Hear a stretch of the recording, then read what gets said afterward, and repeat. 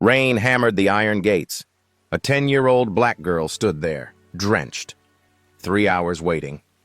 Security guard Thomas Chen checked his watch. 7:13 p.m.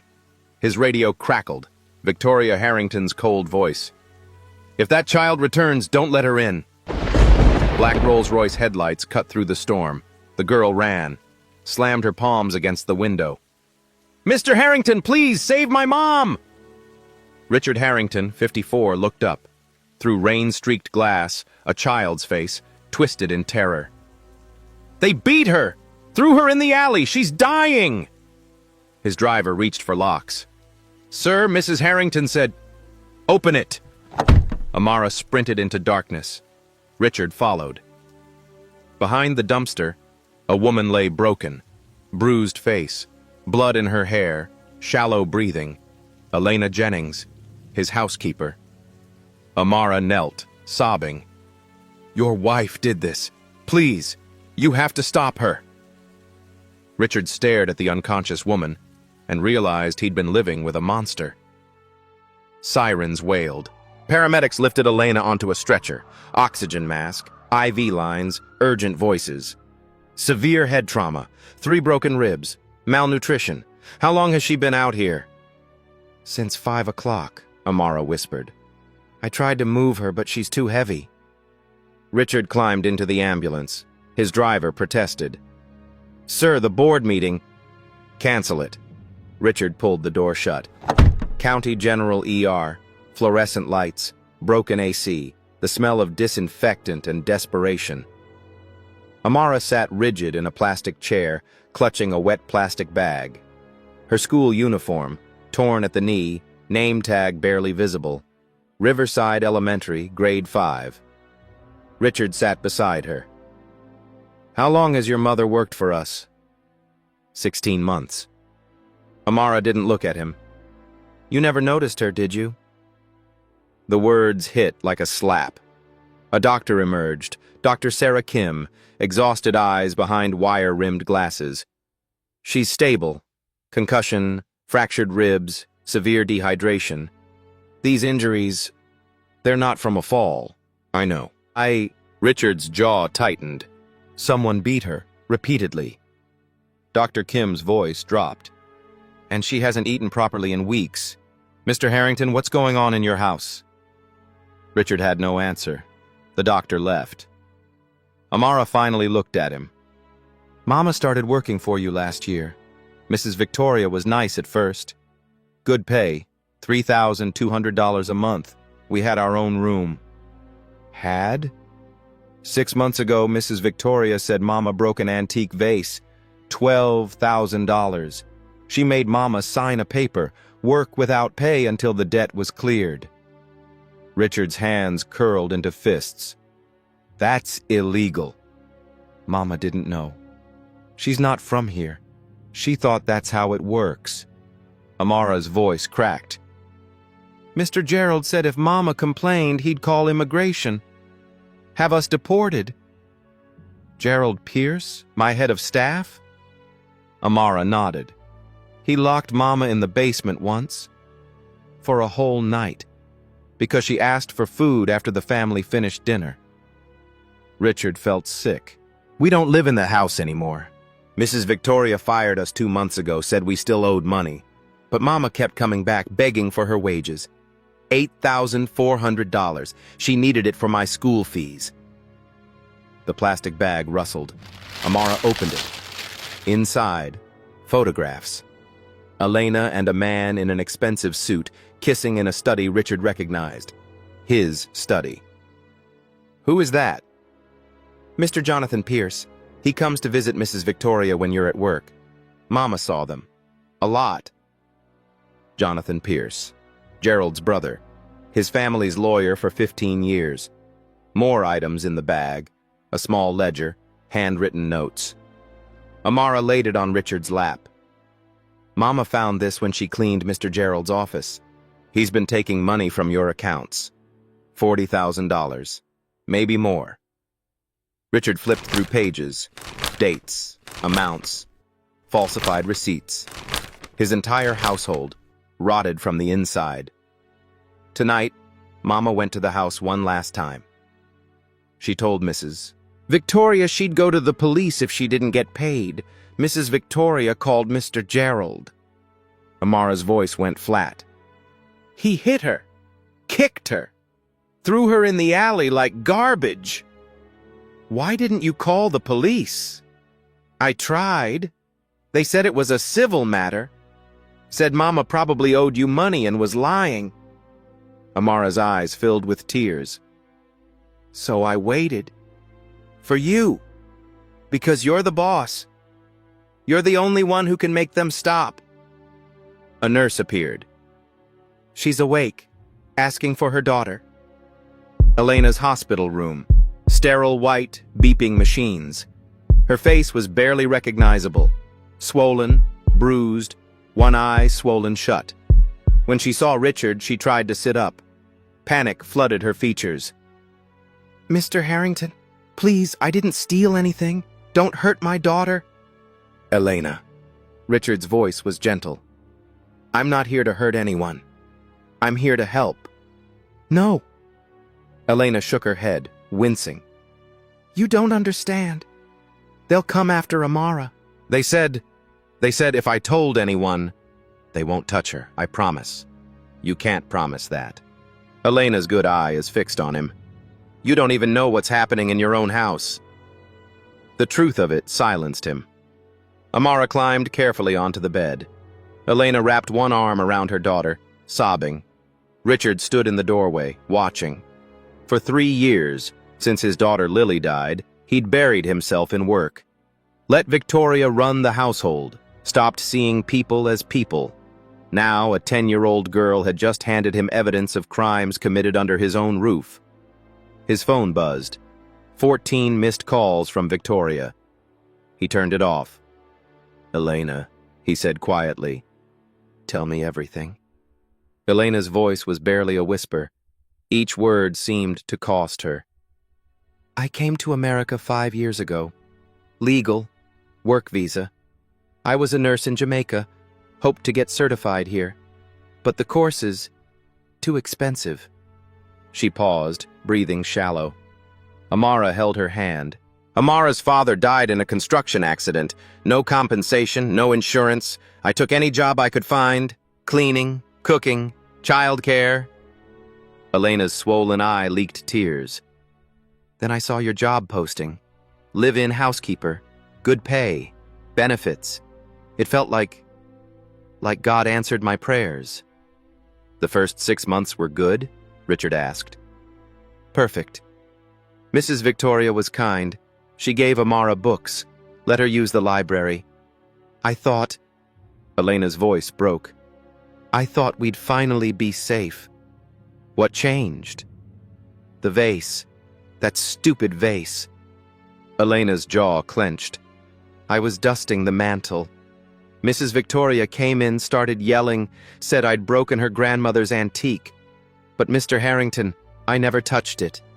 It was already cracked when I started cleaning. She set you up. Mr. Gerald showed me the broken pieces. $12,000, he said. He had papers ready.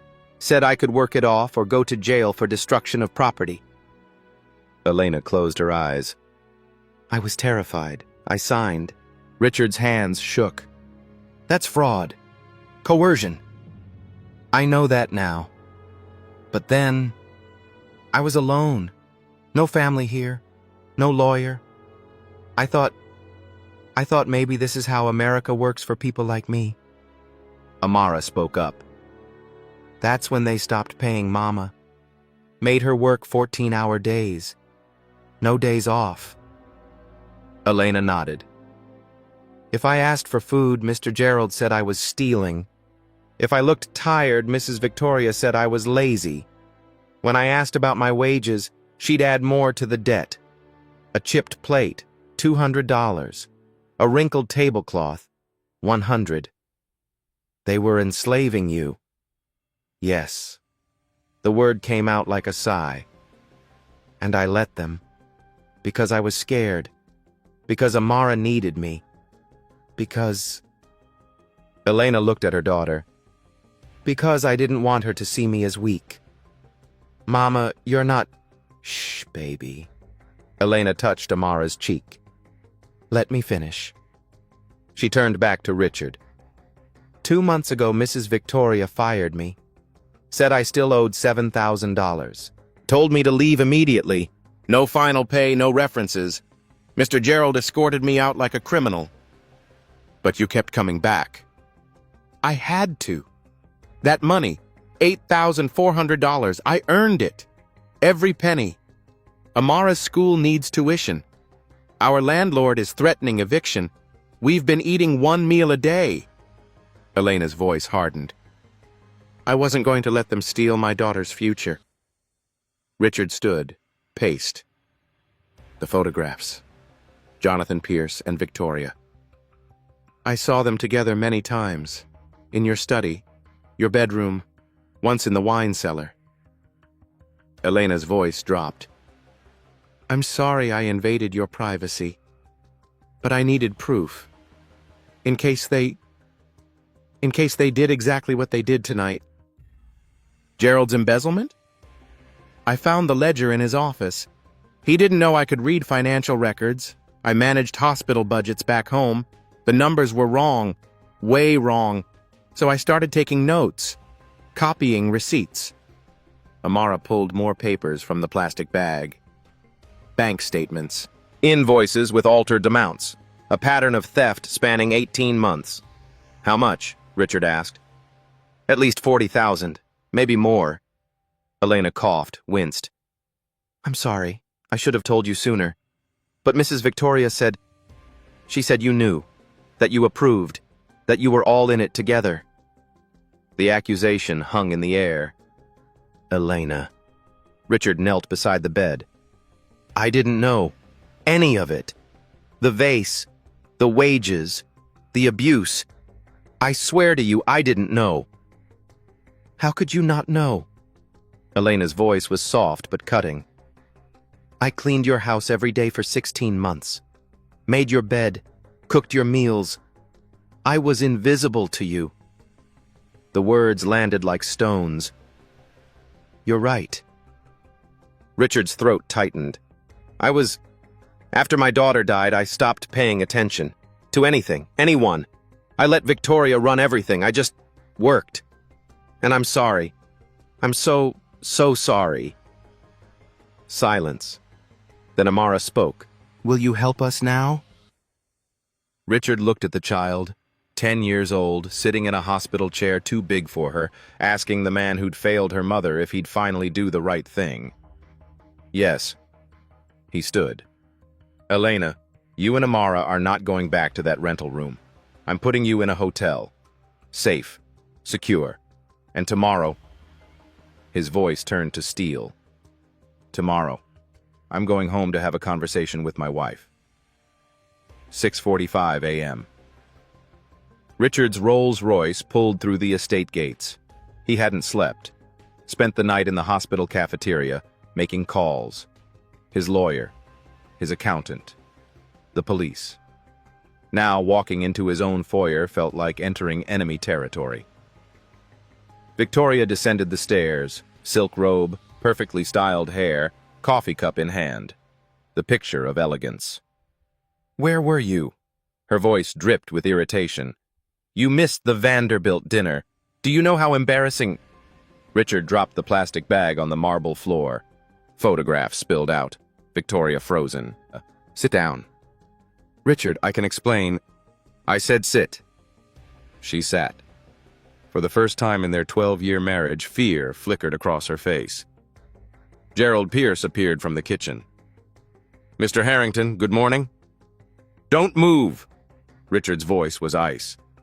Thomas, hold him there.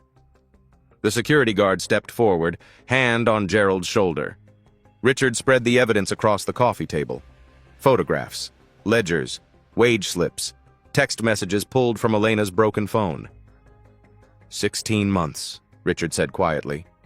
16 months, you tortured a woman in my house, under my roof. She was stealing— Victoria started. The vase was already broken. I have the insurance report from 8 months before Elena started working here. You filed a claim. Got $8,000. Richard's jaw clenched. You manufactured a debt to enslave her. That's not... Shut up. He turned to Gerald. You embezzled $127,000, not 40. 127. My accountant found the real numbers. Gerald's face went white. And you? Richard looked at Victoria. You've been sleeping with Jonathan Pierce. Planning what? Divorce? Taking half my assets while you and the Pierce brothers disappear to the Caymans? Victoria's mask cracked. You're being ridiculous. I have recordings. Jonathan's office is under surveillance. Corporate policy, remember? You discussed the whole plan there. Very convenient. The doorbell rang. Richard opened it.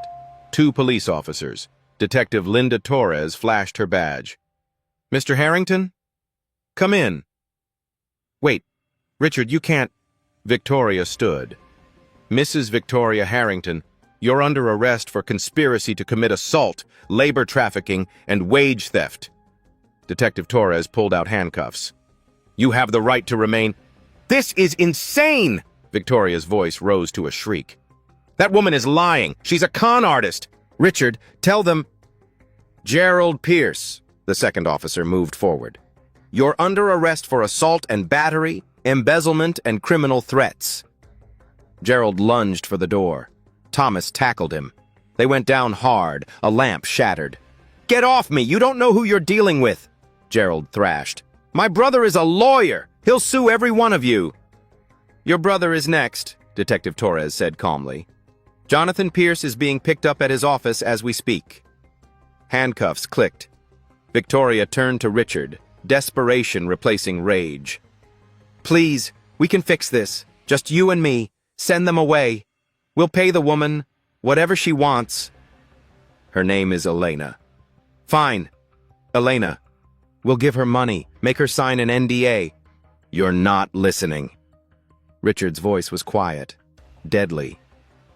You beat a woman unconscious and threw her in an alley like trash, in front of her 10-year-old daughter. There is no fixing this. Camera flashes exploded outside. News vans lined the driveway. Thomas had tipped off the media. You'll regret this, Victoria screamed as officers led her out. I'll take everything. Your reputation, your company, everything. The door closed. Silence. Richard stood alone in his 14,000-square-foot mansion. Empty. Cold. His phone rang.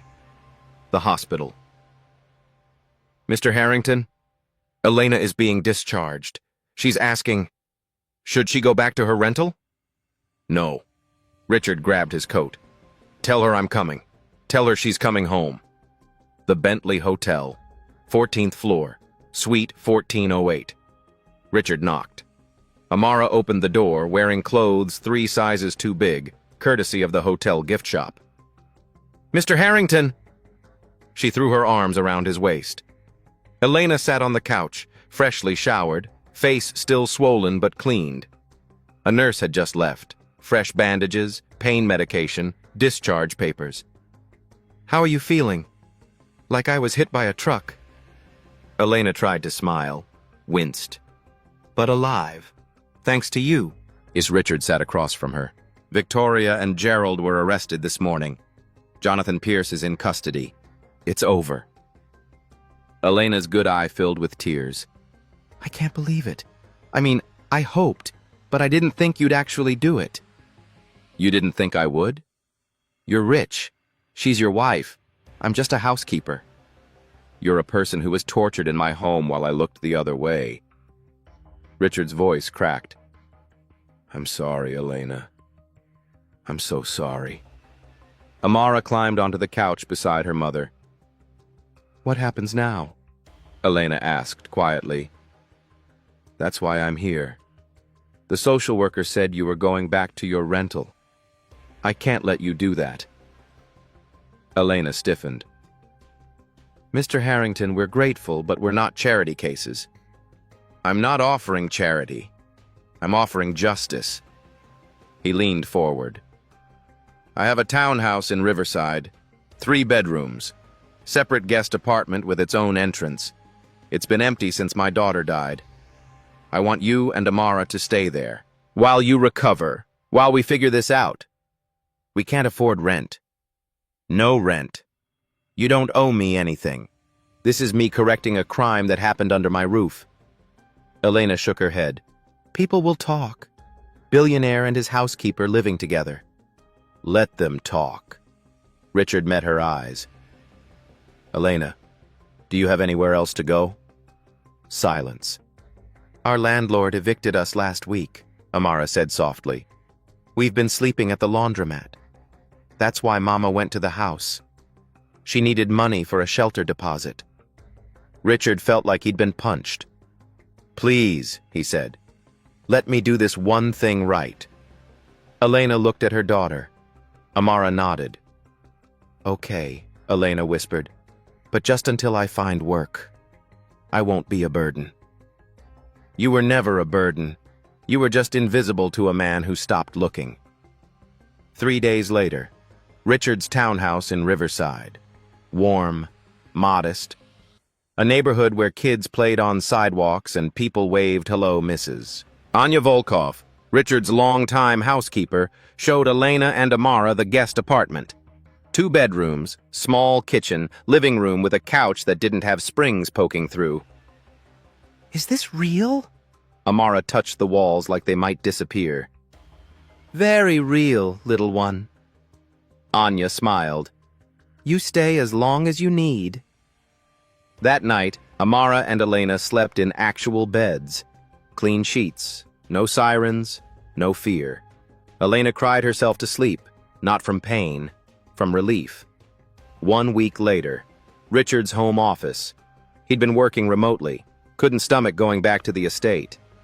His lawyer, Marcus Chen, sat across from him, files spread across the desk. The police forensic accountant finished. Gerald didn't embezzle 40,000. Or even 127. How much? 183,000 over 18 months. He was good. Buried it in household expenses, landscaping contracts, catering invoices. Richard's hands curled into fists. There's more. We found 3 previous housekeepers, before Elena, all women of color, all settled with NDAs and small payouts after similar incidents. Victoria did this before? Gerald and Jonathan handled it. Victoria claimed the women stole, threatened immigration reports even though 2 were U.S. citizens. They'd pay 5 or 10,000 to make it go away. Jonathan drew up the paperwork. Names. I want their names. Marcus slid a paper across the desk. Carmen Rodriguez, Fatima Hassan, Grace Okafor. I've contacted them. They're willing to testify. Richard stared at the names. 3 women he'd never met. 3 women who'd suffered while he signed checks and attended board meetings. What else? Victoria's been documenting your prescription medication use. Xanax for anxiety after Lily died. She planned to claim you're mentally unstable, gain control of your estate through conservatorship. She was going to have me declared incompetent? While stealing from you and sleeping with your lawyer? Yes. Marcus closed the file. Richard, this is bigger than wage theft. This is an organized criminal conspiracy, and they almost got away with it. Richard stood, walked to the window. Across the street, Amara was teaching neighborhood kids how to play hopscotch. I want them prosecuted. All of them. Maximum charges. Already filed. But Richard, they're going to fight. Victoria's family has money, political connections. They'll tear you apart in the media. Let them try. 2 weeks later. The interview that changed everything. Journalist Paula Martinez. Respected. Fair. She'd reached out after seeing the arrest footage. Why are you doing this interview? Paula asked Elena. They sat in Richard's living room. Elena, Amara, Richard, cameras rolling, crew of 6. Elena's bruises had faded to yellow-green. She could open both eyes now, because if I stay silent, it happens to someone else. Elena's voice was steady. I was terrified, ashamed. I thought I was the only one, But there are 3 other women, maybe more we don't know about. What do you want people to understand? That people who work in your homes are human. We have names, dreams, families. We're not furniture. We're not invisible. Elena's voice cracked. And when you look away, when you don't ask questions, you're not innocent. You're complicit. Paula turned to Amara. You're 10 years old. You waited 3 hours in the rain for Mr. Harrington. Why? Amara looked straight at the camera. Because my mama is the strongest person I know. She survived so I could go to school. So I could have a better life. She paused. Mr. Harrington didn't save us. He just finally saw us. That's what people need to do. See the helpers, the cleaners, the workers. See us. We're here. The crew behind the camera went silent. Paula's eyes glistened. Mr. Harrington, you're a billionaire. Your wife is in jail. Your lawyer is under investigation. Some people say this is a publicity stunt. What do you say? Richard looked at Elena and Amara, then back at the camera. I say I was the man of the house, and I let a criminal operation run under my own roof because I was too comfortable to pay attention, too buried in grief to see suffering 3 floors below me. He leaned forward. I'm announcing the Lily Harrington Foundation for Domestic Workers' Rights. $50 million from my personal holdings, legal aid, safe housing, worker advocacy. Because Elena is right. When we look away, we're complicit. He stood. If you employ people in your home, see them. Know their names. Ask about their lives. Pay them fairly. Your comfort should never cost someone their dignity. The interview aired that night. 28 million views in 48 hours. The hashtag #ISeeThem trended worldwide. Donations flooded in. Domestic workers from 50 states shared stories. And Richard Harrington, billionaire, CEO, grieving father, became the face of a movement he never intended to start. 1 month later. Saturday morning. Amara sat at the kitchen table, math homework spread out. Richard leaned over her shoulder. If Train A leaves at 60 miles per hour, and Train B leaves 30 minutes later at 75 miles per hour, Amara chewed her pencil. When do they meet? You tell me. Amara scribbled equations. Her tongue stuck out in concentration. 1 hour and 12 minutes. Show me your work. She did. Perfect. You're going to be an engineer someday, Richard said. Maybe, or a lawyer, so I can help people like Mama. Elena appeared in the doorway, dressed for her first day at Mercy Hospital, part-time nursing assistant position. Dr. Rebecca Hartman, an old colleague, had vouched for her despite the employment gap. How do I look? Elena smoothed her scrubs. Beautiful, Richard said, then caught himself. I mean, professional, very professional. Amara giggled. Elena's cheeks warmed. Thank you for everything. The interview helped. Dr. Hartman said half the hospital staff saw it. You earned that job yourself. Still. Elena picked up her bag. I start paying rent next month. I insist. Elena. I insist, Richard. The first time she'd used his first name. I need to do this. For me. He understood. Okay. But the market rate. Nothing inflated. Deal. She left. Richard watched through the window as she walked to the bus stop. Shoulders back. Head high. You like her, Amara said. Richard turned. What? You look at Mama the way Daddy used to look at her, before he died. Amara, It's okay. Mama likes you too.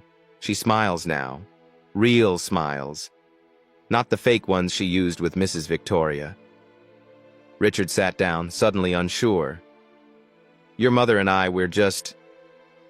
friends? Amara raised an eyebrow. 10 years old, going on 30.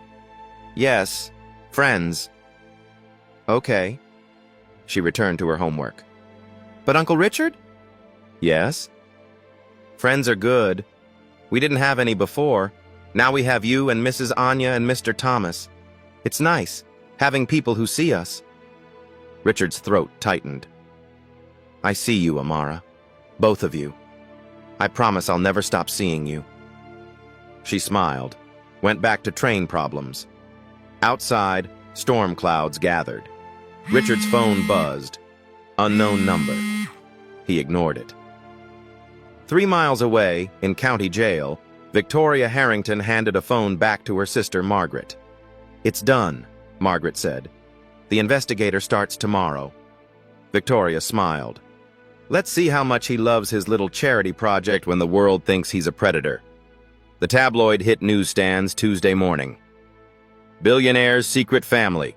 Harrington harbors homeless woman and child in love nest. Richard's phone exploded. 16 missed calls before 8 a.m. The article was poisonous. Anonymous sources claimed Elena was manipulating Richard, that she'd seduced a grieving widower, that Amara was being used as bait. Photos of them at the park, doctored to look intimate. Elena's hand on Richard's arm became inappropriate touching. Amara hugging him became disturbing codependency. By noon, paparazzi camped outside the townhouse. Elena came home from the hospital to find cameras in her face. Ms. Jennings, are you in a relationship with Richard Harrington? How much is he paying you? Is this about money or revenge against his wife? She pushed through, shaking. Inside, Amara sat on the couch, laptop open, tears streaming down her face. Mama, they're saying horrible things about you. About us. Elena looked at the screen. Comment sections filled with venom. Gold digger. Liar. Scammer. Worse words. Racial slurs. Baby, close that. Now. Richard burst through the door, his lawyer Marcus right behind him. I'm handling it, Richard said. Filing defamation suits. We'll find out who leaked this. It's her, isn't it? Elena's voice was flat. Victoria, Marcus nodded. Her sister Margaret hired a private investigator. Been following you for weeks. The photos are real, but the context is completely fabricated. This is my fault. Elena stood. Mr. Harrington, we should leave. Go somewhere quiet. This ends if we're gone. No. Richard's jaw set. You're not going anywhere. You don't understand. They'll destroy you. Your company. Your reputation. Elena's hands shook. We're not worth that. You're worth everything. The words came out before Richard could stop them. Silence. Amara looked between them. Uncle Richard. His phone rang. Marcus answered, listened, his face going pale. Richard, Child Protective Services just filed an emergency petition. They're coming for Amara. Elena's knees buckled. Richard caught her. On what grounds? Richard demanded. Anonymous report. Claims Elena is an unfit mother, that she's exploiting Amara, that you're being manipulated. There's a hearing scheduled for Thursday. That's 2 days. Emergency petition. The judge already signed the order. The doorbell rang. Not paparazzi this time. Social worker Brenda Walsh stood on the porch, 2 police officers behind her. She looked apologetic but held official paperwork. Ms. Jennings, Mr. Harrington. I'm sorry. I have a court order for temporary removal of Amara Jennings pending investigation of endangerment allegations. No. Elena's voice broke. No, you can't. Please. Mama? Amara's face went white. Amara, sweetheart, you need to come with us. Brenda stepped inside. I'm calling Judge Morrison right now, Marcus said, phone already dialing. Sir, interfering with CPS is a criminal offense. One officer moved toward Marcus. Richard stepped between them. She's not in danger. This is retaliation. We can prove it. That's for the court to decide, Mr. Harrington, step aside. Amara backed away. No, you promised. You said they couldn't take me. Elena reached for her daughter. The officer blocked her path. Ma'am, don't make this harder. She's my child. Elena's scream shattered something in the room. She's my child! Brenda knelt in front of Amara. Honey, I know you're scared, but this is just temporary. Until we make sure you're safe. I am safe. I'm with my mom. Amara's voice cracked. Please don't do this, please. I'm sorry. They led Amara toward the door. She fought, screaming. Elena tried to follow. The second officer held her back. Mama, Mama! Baby, I'm here. I'm right here. The door closed. The van pulled away. Elena collapsed. A sound came out of her that wasn't quite human. Richard dropped beside her, holding her as she shattered. Marcus stood frozen, phone pressed to his ear. Judge Morrison won't see us until the scheduled hearing. Says his hands are tied. Then untie them. Richard's voice was raw. Call everyone. Every favor I'm owed, every connection. I want to know who filed that report, and I want them buried. Richard, if we push too hard, it looks like we're hiding something. I don't care how it looks. Richard stood, shaking. That little girl just got ripped from her mother because my wife is a psychopath and I was too blind to stop her. So you find out who signed that complaint and you burn their world down. Are we clear? Marcus had never heard Richard speak like that. Crystal. He left. Elena sat on the floor, rocking. No tears now, just empty shock. She called me Mama, Elena whispered. She kept calling for me and I couldn't help her. Richard sat beside her, didn't speak, just stayed. Hours passed, night fell. Anya brought tea neither of them touched. The paparazzi finally left. Around midnight, Elena spoke. You can't fix poverty with money, Richard. The system is designed to crush people like me. We're too poor to matter, or too powerless to fight back. She looked at him. Even with you helping, they still took her. Because at the end of the day, I'm just the help. No. Richard's voice was steel. You're not the help. You're family. And I'm going to prove it. How? By changing the system. He stood, pulled out his phone. I'm going to the source, exposing every lie, every bribe, every connection Victoria has. And I'm going to make sure the world knows exactly who tried to destroy you. What if we lose? Richard looked at her. Then we lose fighting. Together. Elena's eyes filled with tears. Not from despair this time. From something else. Why are you doing this? Really? Because 3 years ago, my daughter died and I stopped seeing people as people. I stopped fighting for anything. Then a 10-year-old girl in a rainstorm reminded me what it means to be brave. He sat back down beside her. You and Amara gave me my life back. Now I'm going to give you yours. Elena leaned against his shoulder, exhausted, terrified, but not alone. Promise me we'll get her back. I promise. Outside, a camera clicked. Tomorrow's headline was already written.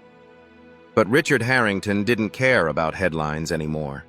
He cared about a woman who'd survived slavery in his house, and a little girl who deserved better than a world that called her invisible.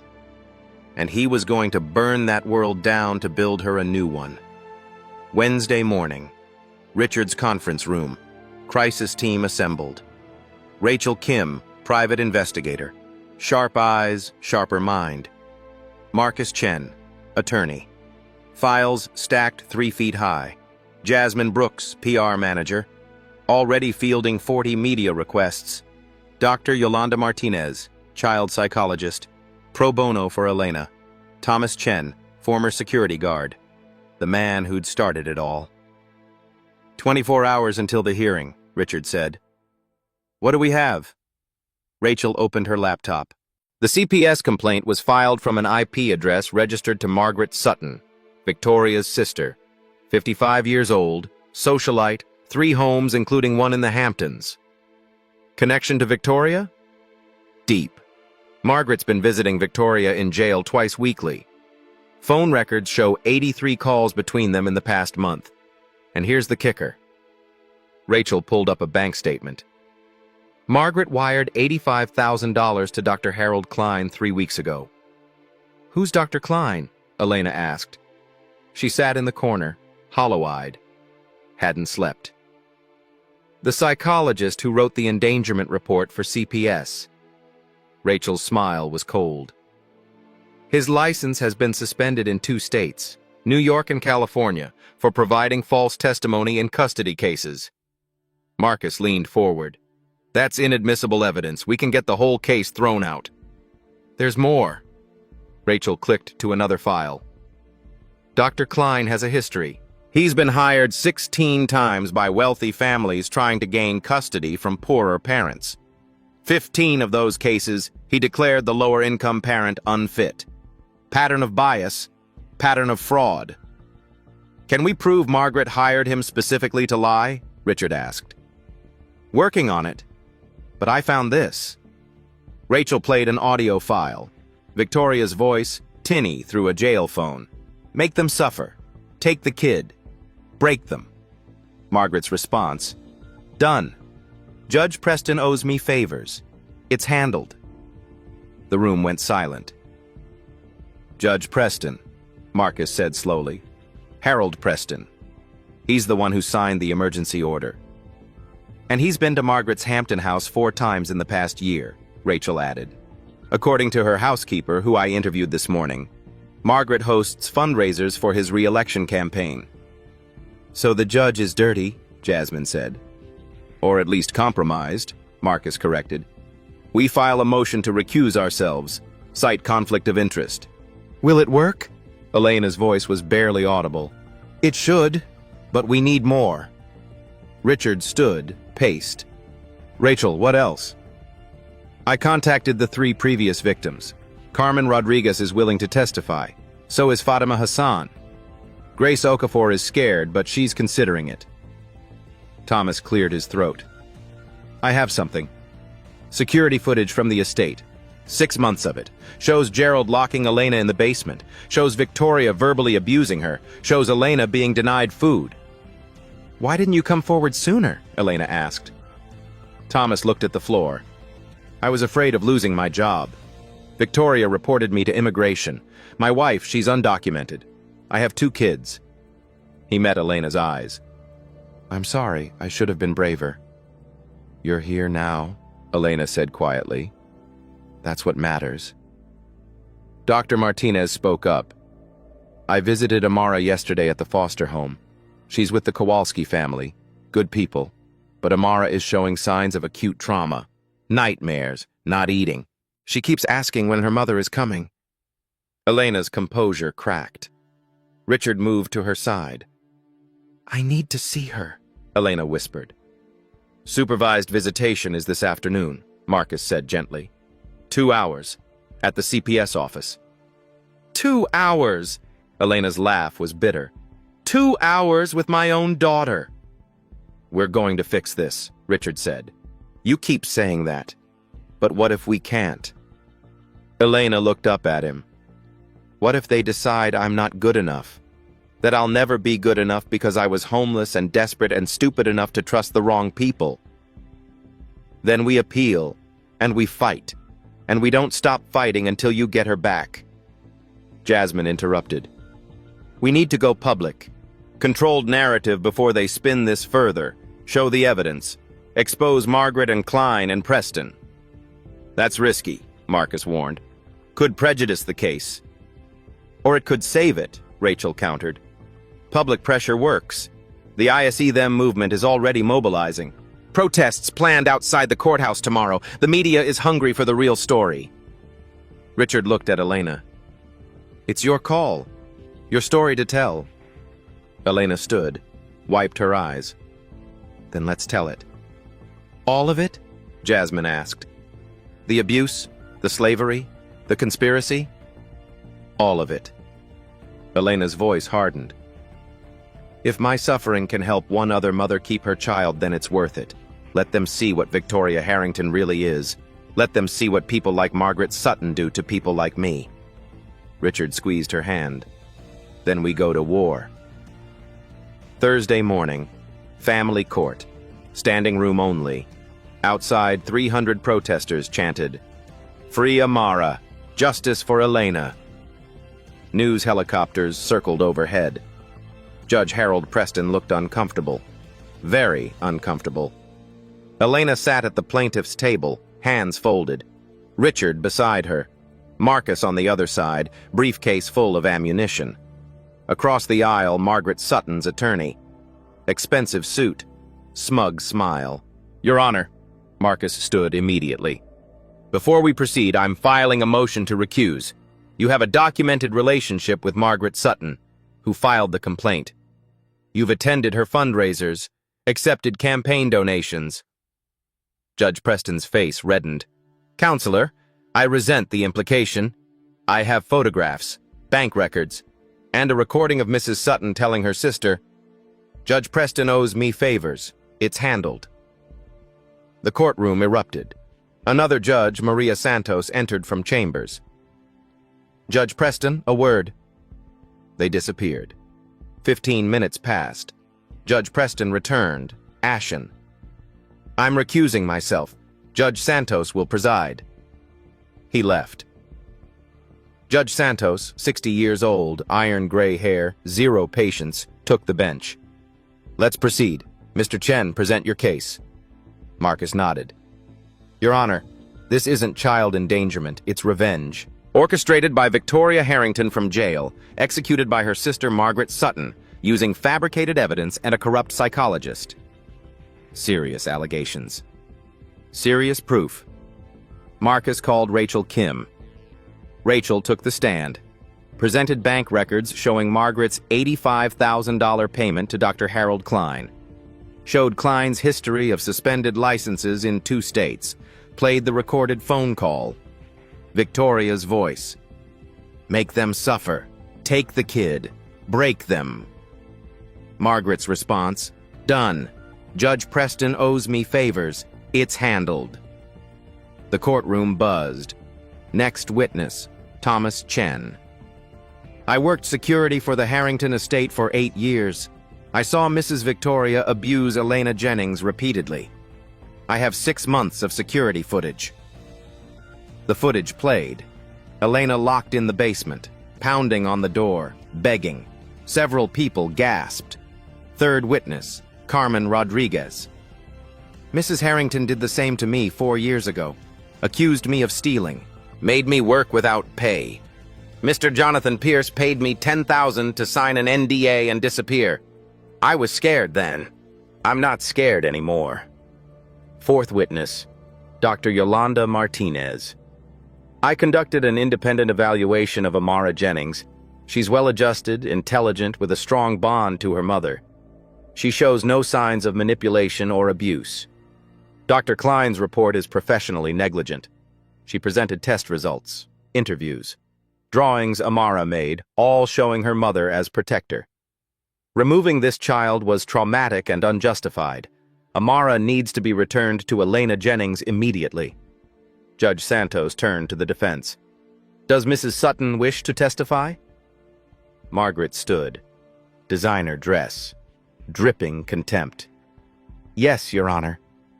She took the stand, denied everything, called the evidence fabricated, claimed she was protecting an innocent child from a gold digger. Marcus stood for cross-examination. Mrs. Sutton, you wired $85,000 to Dr. Klein. What was that payment for? A donation to support his work with at-risk families. At-risk families? Marcus pulled out Klein's case history. You mean wealthy families taking children from poor parents? That's 94% of his caseload. I don't know what you're implying. I'm implying you paid him to lie. Marcus played another recording. Margaret's voice speaking to Klein. I need that report to say she's dangerous, unstable. Make it clinical but damning. Klein's response, for $85,000, I can make her sound like Charles Manson. The courtroom exploded. Margaret's face drained. That's out of context. The full recording is 40 minutes, Your Honor. Mrs. Sutton and Dr. Klein discuss exactly how to fabricate evidence, how to destroy Elena Jennings as revenge for her sister's arrest. This is ridiculous, Margaret stood. That woman used her poverty to manipulate a grieving man. She's a con artist. I'm a mother. Elena's voice cut through chaos. Everyone turned. Elena stood, shaking but fierce. I survived your sister's torture. I survived being thrown in an alley. I survived losing everything, but I will not survive losing my daughter to your lies. So call me whatever you want. Poor, desperate, broken, I don't care. Because at least I'm not evil. Silence. Judge Santos spoke. Mrs. Sutton, sit down. Margaret collapsed. Mr. Harrington, you wanted to address the court? Richard stood, walked to the front. Your Honor, I am a billionaire. I have power, resources, the best lawyers. And even I almost lost someone precious because the system can be bought. If people like me can't protect vulnerable families from vindictive attacks, what chance does anyone else have? He paused. The worst evil hides in our own comfortable silence. I was silent for too long. My silence nearly cost Elena everything. Richard's voice strengthened. I'm done being silent. Amara Jennings belongs with her mother. Elena Jennings is not a criminal. She's a survivor, and she deserves justice. Judge Santos let the words hang. Then she spoke. I've reviewed the evidence. The initial report was filed in bad faith using fabricated testimony. Mrs. Sutton, you will be investigated for conspiracy and witness tampering. She turned to Elena. Ms. Jennings, based on Dr. Martinez's evaluation and clear evidence of appropriate care, custody of Amara Jennings is immediately restored to you. Elena's knees buckled. Richard caught her. The gallery erupted. Protesters outside roared. Bailiff, bring in the child! A side door opened. Amara stood there, eyes wide. Mama? Baby. Elena ran, scooped Amara into her arms, both sobbing. Richard wrapped his arms around both. Margaret Sutton left screaming threats no one heard. Outside, the media swarmed. Richard stepped to the microphones. Elena and Amara behind him, hands linked. Today, justice was served.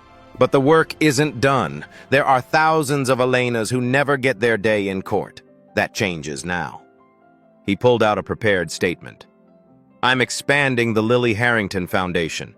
$100 million for legal aid, domestic worker protection, a national hotline for anyone suffering abuse in private homes, because what happened to Elena happens every day, behind closed doors, in comfortable silence. He looked back at Elena and Amara. These two women taught me what courage looks like. Now it's time for the rest of us to be brave enough to see, to speak, to act. The footage went viral in minutes. 20 countries, 40 languages, and in a county jail cell, Victoria Harrington threw her lunch tray against the wall and screamed. 1 year later, Saturday morning, a modest house in a tree-lined neighborhood, Elena's home, purchased with her foundation salary, Richard co-signed. The kitchen smelled like pancakes and coffee. Amara, now 11, flipped batter at the stove. Richard sat at the table reading the newspaper. Elena set out plates, humming. Don't burn them this time, Elena teased. That was one time, Mama. Amara rolled her eyes. And Uncle Richard ate them anyway. They had character, Richard said. The doorbell rang. Thomas Chen and his family, Anya Volkov with pastries, Sunday brunch, found a family filling the small dining room. After breakfast, Amara made an announcement. I got into the accelerated math program, And Ms. Brooks said I can intern at the foundation this summer. Everyone cheered. That's my girl, Elena said. Our girl, Richard corrected softly. Elena met his gaze. Something passed between them. Something growing for months. Later that evening, the Lily Harrington Foundation Gala. 1-year celebration. Statistics displayed on screens. 1,247 workers helped. 89 abusive employers prosecuted. 4.2 million in stolen wages recovered. 34 states are considering workers' rights legislation. Elena took the stage, Director of Survivor Advocacy. Confidence, strong. A year ago, I was dying in an alley. Today, I stand here because one little girl refused to be invisible, and one man chose to see us. But we can't rely on chance. We need systems that protect everyone. Applause thundered. After the gala, the rooftop, city lights below, Richard and Elena alone. We did it, Elena said. We actually changed things. You changed things. I just wrote checks. You did more than that. Elena turned to face him. You gave me back my dignity, my daughter, my life. You gave me mine first. Richard stepped closer. Elena, I need to tell you something. I know. Her smile was soft.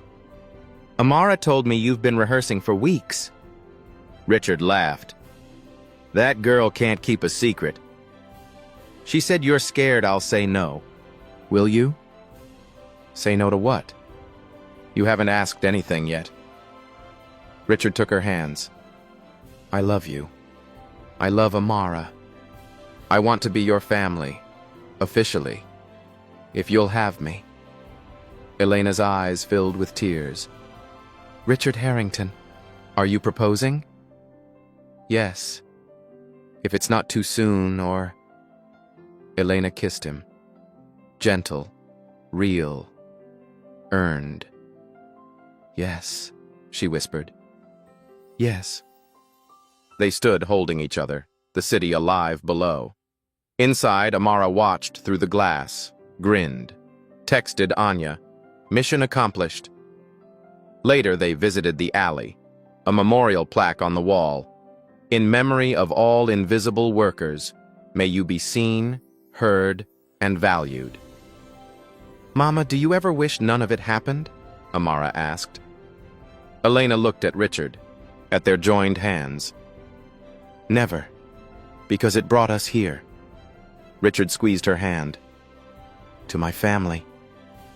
To family? Amara echoed. They walked away together, leaving the alley behind. 5 years later, text appeared on screen. Elena Harrington, director of the Lily Harrington Foundation, published author, Invisible No More, A Survivor's Guide to Domestic Workers' Rights. Advocates for federal legislation protecting domestic workers nationwide. Amara Harrington, high school valedictorian. Accepted to MIT with full scholarship. Plans to study social justice law. Still volunteers at the foundation every summer. Richard Harrington, divested from luxury lifestyle. Lives modestly with his family. The foundation expanded to 15 cities, protecting over 12,000 workers. Recovered $47 million in stolen wages. Inspired 8 similar foundations across the country. Victoria Harrington, serving year 6 of 15-year sentence. Appeals exhausted. Margaret Sutton, completed 3-year sentence. Fined $200,000. No longer welcome in high society. Dr. Harold Klein, license permanently revoked. Under federal investigation. Carmen Rodriguez, Fatima Hassan, Grace Okafor. All employed by the foundation, helping new survivors navigate the system. The screen faded to Richard's voice. People ask me what changed that night in the alley. The truth? I finally woke up. We live in a world where suffering happens in our own homes, and we call it not our problem. But it is our problem. Every person you employ, Every worker you pass, every invisible human, they have names, dreams, families. The question isn't, can I help? It's, how have I been ignoring them? Wake up before it's too late. Final image, Amara, now 17, speaking at the United Nations Human Rights Council. The cycle continues, a new generation fighting. The screen faded to black. If this story moved you, please like this video and subscribe for more stories about courage, justice, and the power of seeing each other. Share your thoughts in the comments. Have you ever felt invisible? How did someone finally see you? Let's keep this conversation going. The story you heard today wasn't cleaned up. It was told exactly as it happened. At Black Voices Uncut, we believe that's the only way truth can live. If you felt something, hit like, comment, and your reaction, and subscribe. Every week, we bring you voices that refuse to be silenced.